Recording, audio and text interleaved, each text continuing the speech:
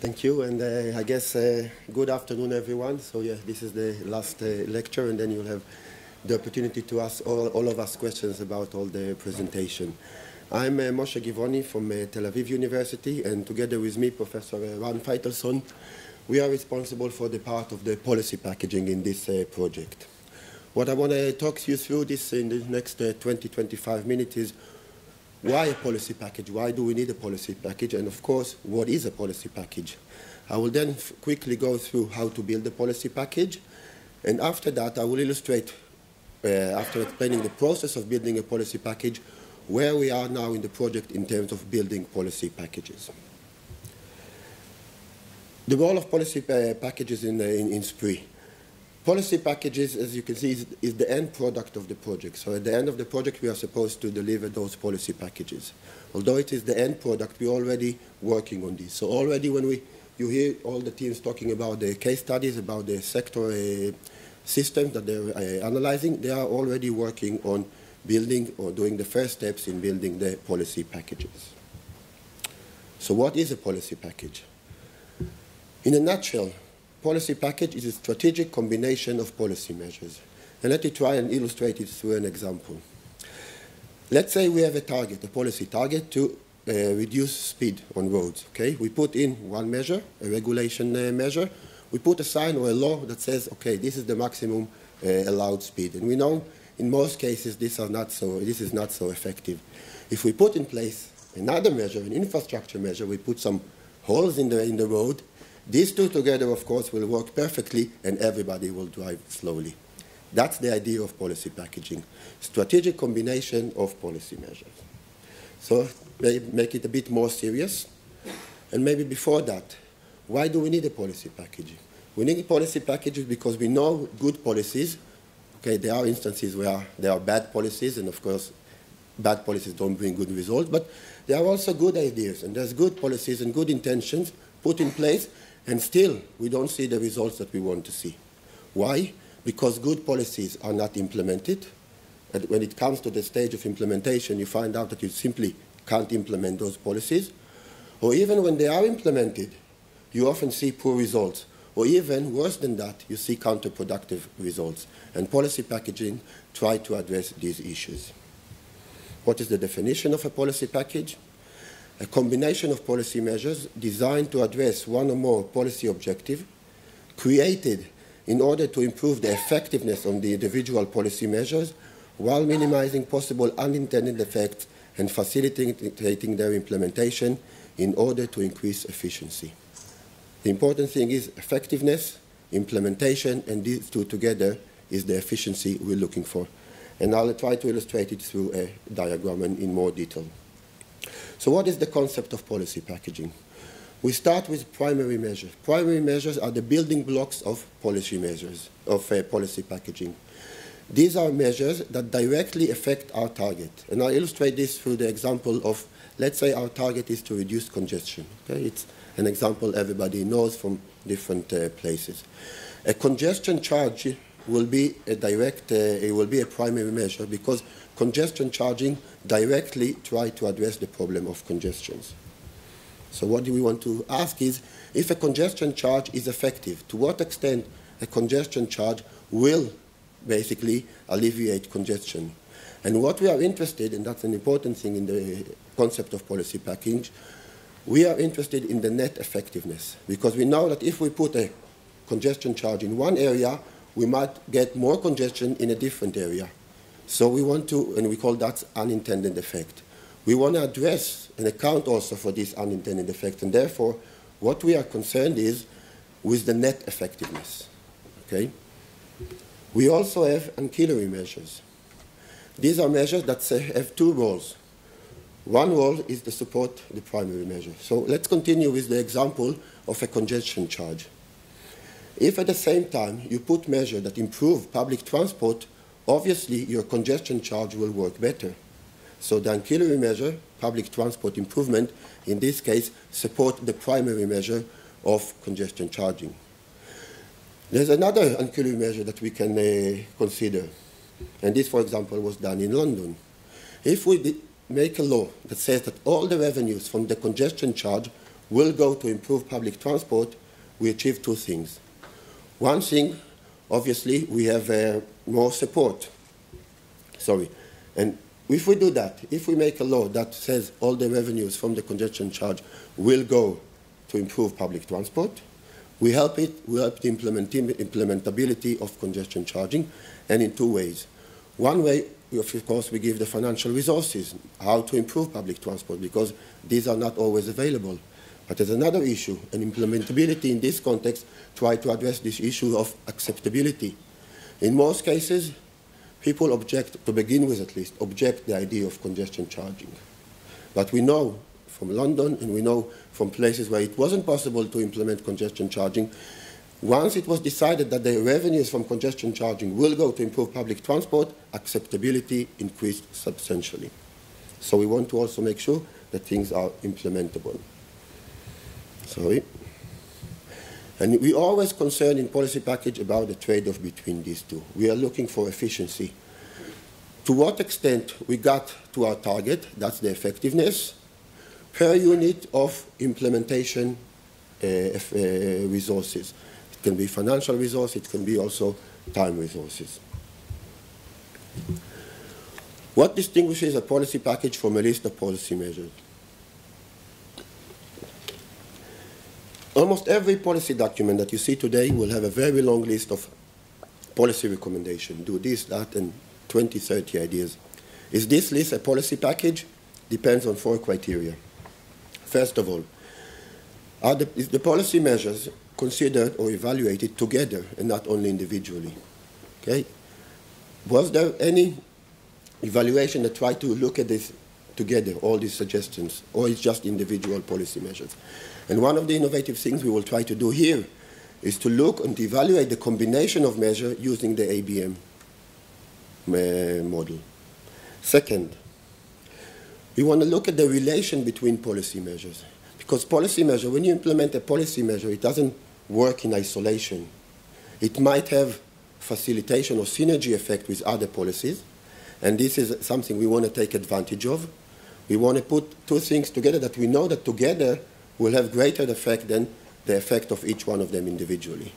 But there's also cases where you put two policy measures and they contradict each other.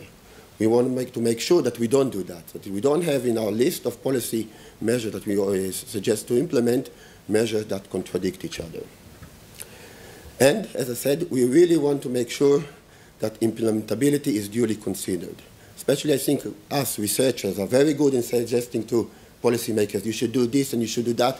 We are not really addressing the issue, is it possible to implement? And it's not always an issue of financial cost, it's very often more an issue of political and public acceptability.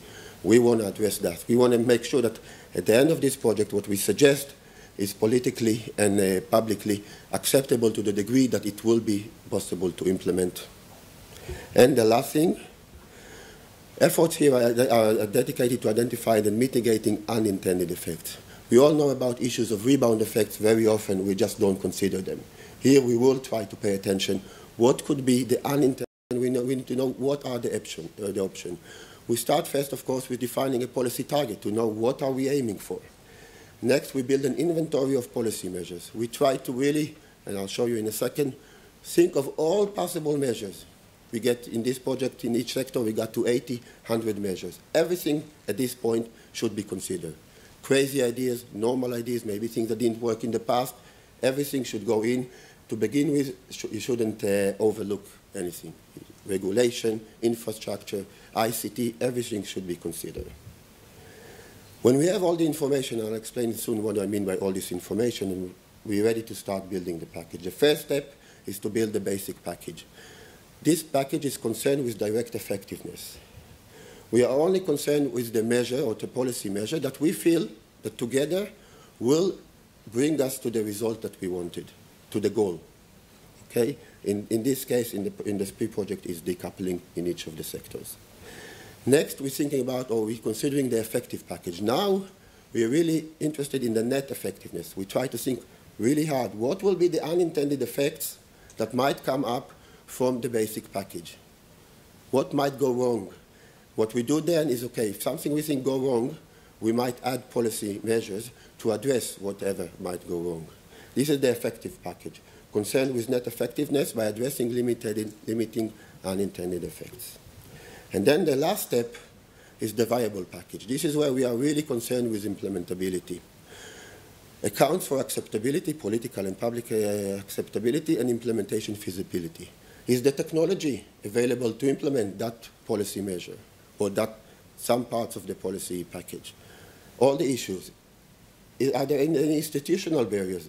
Is it within our power, let's say we are the EU, to implement this package, or we need to negotiate with some other actors in the policy arena to implement that? All these kind of issues should be addressed, and again, the package is modified to make sure that it's not only effective, it is also implementable. What do we do? How to translate this process, or what do we do in the project? So we want to decouple through servicizing. So the target is decoupling. How do we do this? We do this through servicizing, or we try, or that's at least what we're checking. So define the service system in the water, mobility, and agri-food sectors. You all heard about the system that were chosen in each of the sectors. Next, there was a definition of decoupling target. Each sector defined its own decoupling target appropriate to the goals of the project and, of course, the system that was chosen. Then there are inventory of policy measures. So each sector team sat and said, oh, what are all the options that we can do that we can help make servicizing bring us to the result of decoupling. Okay, and what we do here is each policy measure on its own, it's not a package yet, we try to characterize those measures. Are they effective, and what are the implementability characteristics? Easy to implement or difficult to implement? Next, we build the basic package, and as I said, which measures together are most effective to directly achieve the target? We move on to building the effective package. Which measures together are best to achieve the target, looking also on unintended effects. And finally, building the viable package. As I said, here we are concerned with implementability. To do this, what we basically rely on, and we, the policy packaging team in the project, basically here to guide the sector experts in the process of building a policy package. So it's their knowledge that we guide them through the process and say, okay, use your knowledge and expertise to build the policy packages. And this is done through their expertise and, of course, a very extensive field work, quantitative and qualitative data, using the ABM to some parts, using interviews, using workshop. All this is fed into building the policy packaging. And there is also, as I said, the agent-based model, which is basically used up to the point of where we start to do the implementability analysis. Implementability is not part of the ABM, but we can test how effective measures or measures in combination are when we try to build or play in building the policy packages. So where we are now in the project, and I'll take the agri-food sector as an example. So a decoupling target was defined, the total revenue per protected hectare, and the ratio of these to the environmental impact due to the use of pesticides also per hectare. So that's the decoupling target, and when the agri-food sector build the policy package, they have these targets in their mind. Next, they thought, okay, what kind of policy measures might help us to basically achieve decoupling through servicizing in the system that they chose. So just to illustrate, there is a very long list of measures, about 80, and the next step was to characterize them. But before characterizing each policy measure, they had to select the criteria. What were the criteria? We always differentiate between effectiveness and between implementability. So in terms of effectiveness, because we want to look at the environment, and the economic and the social aspect, the criteria to say whether a specific policy measure is good or not good is the revenues, the effect on employment, the reduction in pesticides as a result of that policy measure, and quality of life. To what extent a certain policy measure will improve or not improve quality of life. And on the implementability side, they decided to look at the following criteria: the financial cost, the public unacceptability, and the technological unfeasibility. Okay, so with that, they basically fill up the Excel sheet and say, okay, which measure comes out better in terms of effectiveness, which measures are easier to implement. They rank the measure separately by effectiveness and by implementability, and from this 80, they basically narrow down now to work with something like 30 or 40 measures, which they think are most promising, mainly focusing on the effectiveness, because implementability is something that we address later. If a measure is very promising, we want it in the package. Of course, to begin with, we would like to implement, or consider at least, implementing those that are very effective and easy to implement. But usually those measures that are very effective are those that will be very difficult to implement. But policy packages try to address this issue of very difficult to implement. So more or less, this is where we are in the project now in terms of building the policy packages. Next step, and that's again an important element in policy packaging, is to assess the relation between the 40 best measures, 40 or 30. How is this done? And what do I mean by relation? There might be different relations between policy measures. There might be cases where we say, okay, this is a good measure and this is a good measure, and there's no influence between them. There's no relation. In some cases, there might be contradiction between them. Usually we talk about the example of a bike hire scheme, which everybody will agree is a good idea. Then there is the issue of mandatory wearing helmets, because we want to increase safety of the cyclist. But these two together doesn't go well together. So we need to pay attention which are the policy measures that we are considering that might contradict each other. There's also an issue that a policy measure might be very promising, might be very effective, very easy to implement, but there's a problem, one problem. Before it can be implemented, there is another measure that has to be implemented before. We call this relation a precondition. So we have to make sure to identify what are the preconditions of each of the measures. And of course, as I said, some measures work better together. We want to identify these and see which is the measure that has most synergies with other measures. Of course, even that measure on its own is not that effective. It might be very good to implement it because it supports a lot of other measures. How the analysis is done. So we are in the agri-food sector. This is one of the measures that was in the list. Newsletter with awareness-raising projects to overall population. Okay, this is a measure that they think, well, let's consider that. The exercise here is to ask yourself and take another measure, and this exercise is done through all the pairs of measures. What is the relation of this measure with the measure taxes on the use of water in the agriculture? Okay, well, probably there will be some facilitation relation between this. So if you put taxes, it will be easier for you to put taxes if there is some awareness campaign or good project that basically do the work in terms of what is the goal. We want to take advantage of this kind of relation. We map all the relations, and we are now discussing exactly what tools to use to represent these relations. And this is an important information that we need to use when we come to build the package. In addition to this relation, we will also use the ABM. So we can play with different measures and get different results, different simulation. What happens if we put that measures? And you can see, you saw in the morning the potential of or the strengths of the ABM in terms of doing something that it will take a lot of time for the researcher alone the researcher alone will not be able to understand what a certain policy measure does. But with the ABM tool, relatively quickly we will be able to not only know the effectiveness of each measure, but maybe also a combination of them. And that's another piece of information that we will have in front of us. And when we have all this information, we are ready basically to start building first the basic package. And the basic package will be done for each of the sector. So one case per sector, depending on the leading country in each of the sector. Moving on to the effective package. And also here, there will be one case per sector. And then we move to the last step, the viable package, where we really do a political analysis. And here it's important that it will be context specific, also the implementation issues. It's important that it will be case specific, and then we look at 3 cases. So in each different country, there will be an analysis of what is the viable package. And after that, basically, we are done with this project. Thank you very much.